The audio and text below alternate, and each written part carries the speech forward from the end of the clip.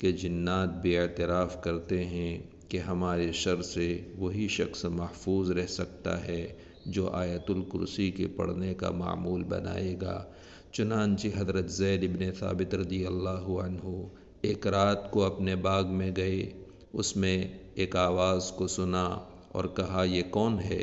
اس نے کہا میں جنات میں سے ایک آدمی ہوں، ہم کو قحط سالی پہنچ گئی تو میں نے ارادہ کیا کہ انسانوں کے پھلوں میں سے کچھ لے لوں، ہمارے لیے اس کو حلال کر دیجئے۔ انہوں نے فرمایا ہاں ٹھیک ہے۔